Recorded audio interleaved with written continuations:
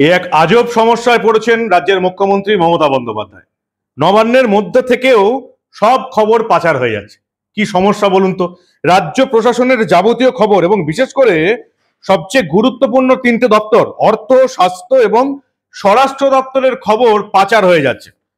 যে কোনো নির্দেশিকা বেরোনোর সঙ্গে সঙ্গে সেটা চলে যাচ্ছে হয় মিডিয়ার কাছে, নয় রাজ্যের বিরোধী দলনেতা শুভেন্দু অধিকারীর কাছে। কি করা যায়? কি করলেন মমতা বন্দ্যোপাধ্যায়? প্রশাসনিক বৈঠক ডাকলেন, সেখানে প্রশাসনিক কর্তারা পুলিশ কর্তাদের ডাকলেন, যে বৈঠকে আবার সাংবাদিকদের প্রবেশাধিকার ছিল না। সেই বৈঠকে কি হলো? মমতা বন্দ্যোপাধ্যায় কাকে কাকে বকুনি দিলেন, কাকে কাকে কার সম্বন্ধে উল্টো কথা বললেন, সব খবর বাইরে চলে যাচ্ছে। ভাবুন কি করা যায় বলুন। সব খবর এমনিই বাইরে চলে যাচ্ছে। সেই সব আটকাতে যে বৈঠক হলো, সেই বৈঠকের সব খবরও বাইরে চলে এলো। কি করলেন মমতা বন্দ্যোপাধ্যায় সেটাই তো শোনাবো আপনাদের। এই গুরুত্বপূর্ণ এবং মজাদার প্রতিবেদন শেষ অবধি দেখুন। আমি মানব, দা নিউজ বাংলায় আপনাদের স্বাগত জানাচ্ছি। ডিএ বেড়েছে, যেটুকু দেখতে পেলাম আমরা, যে লোকসভা ভোটের প্রচারে 1 মাসের অতিরিক্ত মহার্ঘ ভাতার ডিএ দেওয়ার ঘোষণা করেছিলেন মুখ্যমন্ত্রী মমতা বন্দ্যোপাধ্যায়। ভোট মিটে যাওয়ার পর নবান্ন বিজ্ঞপ্তি জারি করে দিল মঙ্গলবার। মে মাসের পরিবর্তে এপ্রিল থেকেই সেই বর্ধিত হারে ডিএ পাবেন সরকারি কর্মচারীরা। জুলাই মাসের বেতনের সঙ্গে সেই ডিএ পাবেন, এমনটাই জানতে পারলাম রাজ্যের অর্থ দপ্তর। যদিও সরকারি কর্মচারীরা বলছেন মোটেও 18% ডিএ আমরা পাচ্ছি না, 18% ডিএ পাচ্ছি মাত্র 1 মাস, তারপরে আবার সেই 14% ডিএতে নাকি ফেরত চলে যাচ্ছে। দেখাবো আমরা এই ঘটনা পরের প্রতিবেদনে। কিন্তু এখন যেটা দেখাবো, যে ডিএ এর এই পুরস্কার তো দেওয়া হলো, কিন্তু সরকারি কর্মচারীদের, প্রশাসনিক কর্তাদের, পুলিশ কর্তাদের কি আদৌ বিশ্বাস করছেন মুখ্যমন্ত্রী মমতা বন্দ্যোপাধ্যায়? আমার তো সেটা মনে হচ্ছে না। এবার যেটুকু মমতা বন্দ্যোপাধ্যায় সিদ্ধান্ত নিয়েছেন, কি কি সিদ্ধান্ত নিলেন আগে শুনে নিই। সিসিটিভির মাধ্যমে নজরদারি চালানো হবে অর্থ, স্বাস্থ্য এবং স্বরাষ্ট্র দপ্তর। অর্থাৎ নবান্নের এই 3টি দপ্তরে বিশেষ করে আরো সিসিটিভি বসানো হবে। অর্থ, স্বাস্থ্য এবং স্বরাষ্ট্র। কারা যাচ্ছে, কারা আসছে, কে কার সঙ্গে দেখা করছে, এই সমস্ত ঘটনা এবার সিসিটিভিতে মুখ্যমন্ত্রী নিজেই দেখবেন।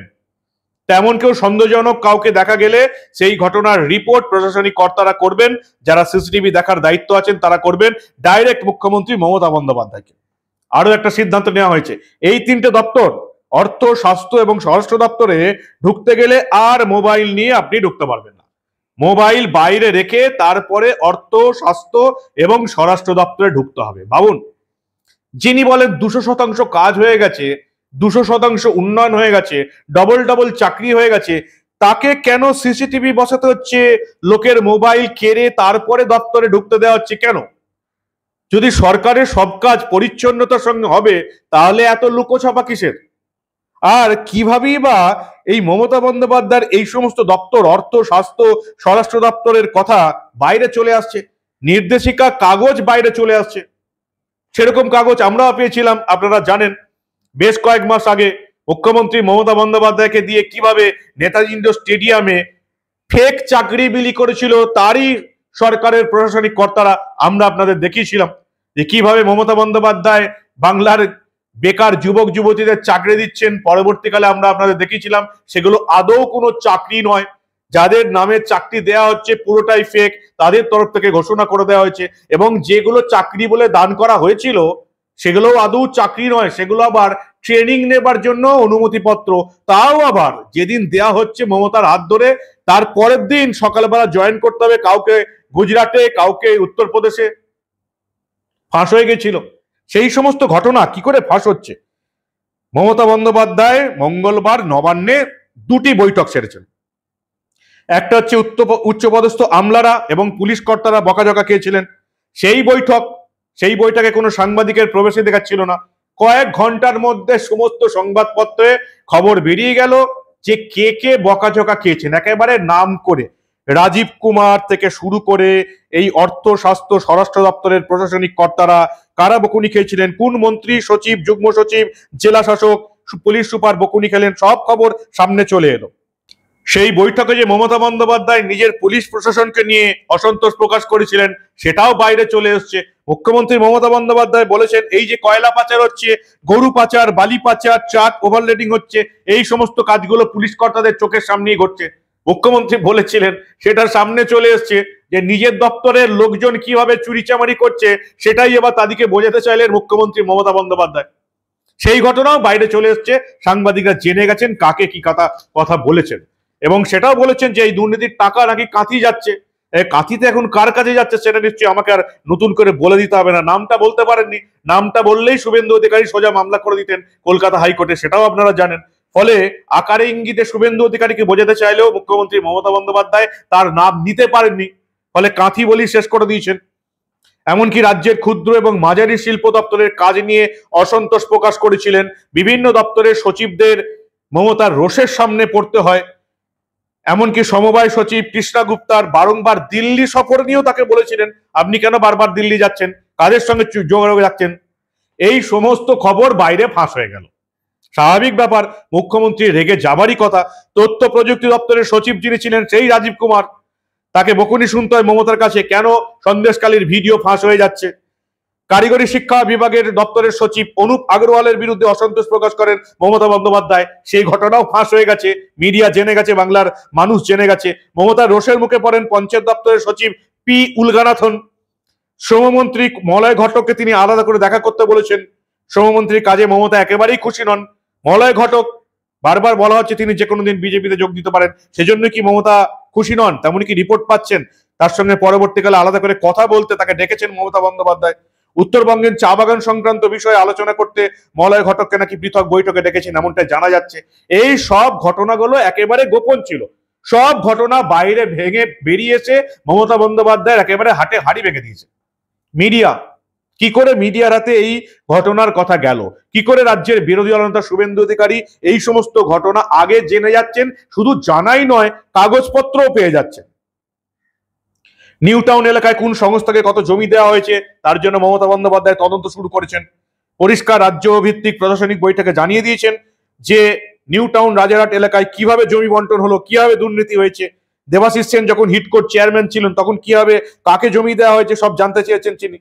ওই বৈঠকে ছিলেন প্রাক্তন মুখ্য সচিব হরিকৃষ্ণ দ্বিবেদী, এখন যিনি আবার অর্থ দপ্তরের উপদেষ্টা। সূত্রের দাবি মুখ্যমন্ত্রীর নির্দেশ যে নবান্নে পড়ে না থেকে হিটকোয় বেশি সময় দিতে হবে হরিকৃষ্ণকে। এই সব বিষয় সামনে চলে এসছে।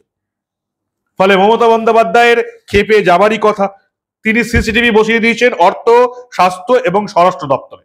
প্রত্যেক সচিব, মন্ত্রী এবং ওখানে যারা সরকারি কর্মী কাজ করছেন প্রত্যেকে আলাদা করে নজরদারি রাখা হবে, এবং এই তিনটে দপ্তরে গেলে আর মোবাইল নিয়ে আপনি ঢুকতে পারবেন না।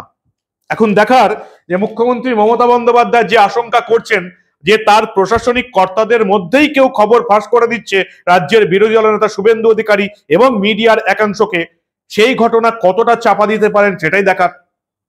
আপনাদের মনে আছে যখন প্রথমবার ক্ষমতায় এসে রাইটার্সে ঢোকার পর মুখ্যমন্ত্রী যেদিন ঘোষণা করেছিলেন নবান্নে নিজের প্রশাসনিক কার্যালয়, রাজ্যের সচিবালয় তুলে নিয়ে যাবার কথা, সেদিন একটা কারণই দেখা গিয়েছিল যে কিভাবে মিডিয়াকে আটকানো যাবে।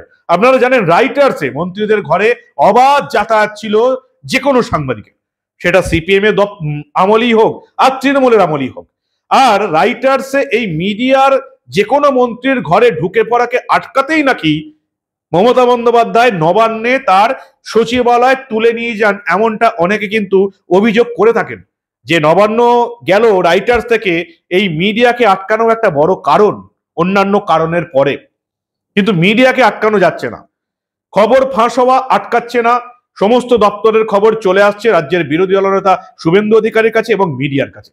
কি করে আটকানো যায় বলুন তো?